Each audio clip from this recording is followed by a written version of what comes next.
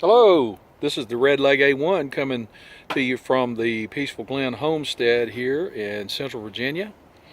And today I'm going to talk about setting up a container style potato bed.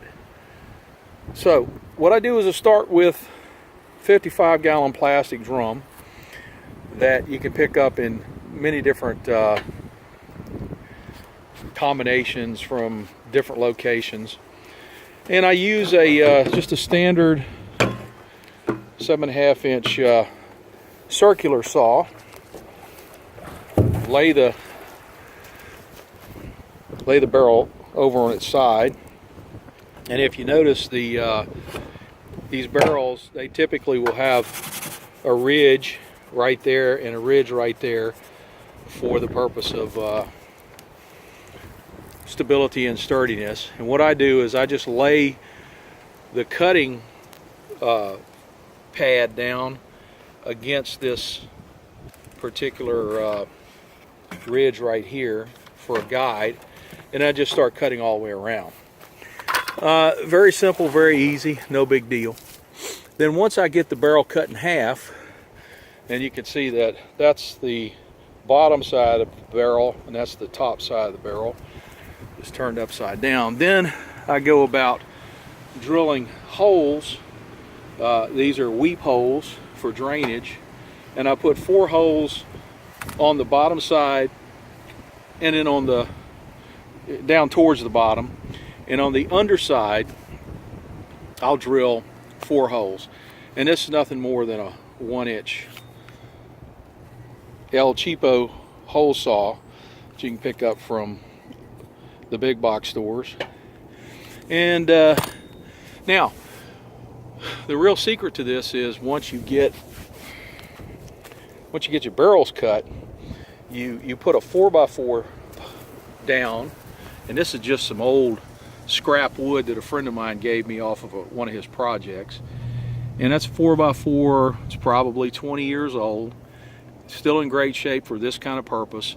Lay it down and then fill the inside of it with wood chips, and I get a tree service company to come by and bring wood chips to me. So you can see I've got wood chips all the way up against the back. I'll talk about what I'm going to do with that in a minute.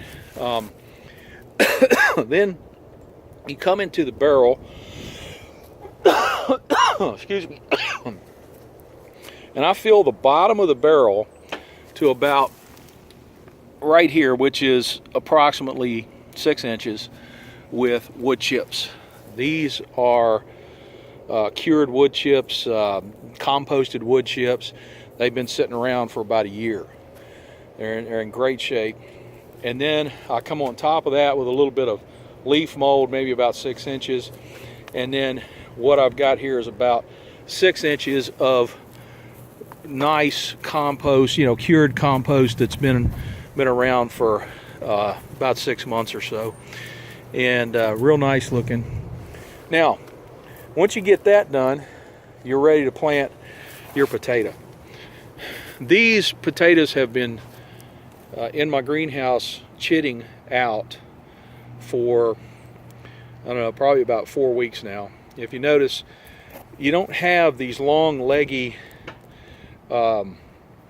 spud, sprouts that are coming out.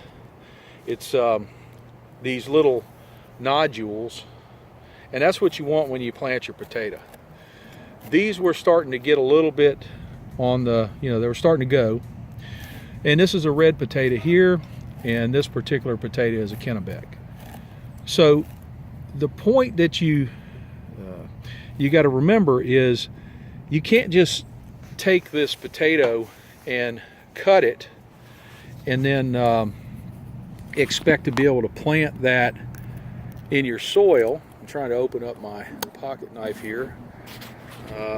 Should have done that before I started, but anyway, you can't just take this potato now and cut like this and then go and plop that down into your soil and expect for it to do anything but rot, because what you've got here on this skin is, it's wet, it's liquid, You give it about a day or two, and you're going to end up with a nice skin.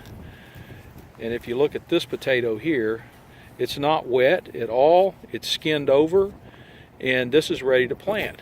And so what we're going to do is we're going to plop it down in there like so. We're going to take this and move it to the next bed, and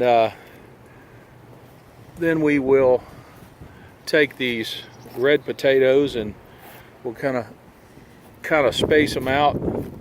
I don't know, you just kind of figure a sweet spot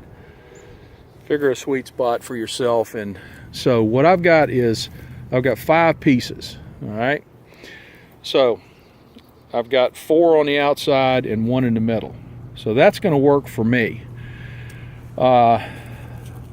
Then I'm going to come over here with a shovel, and I'm going to grab these wood chips, and I'm going to sprinkle them on top. I'm just grabbing a couple of handfuls just to show you for this video, and I'm going to put on top of here probably about an inch of wood chips, and then my potatoes will be planted.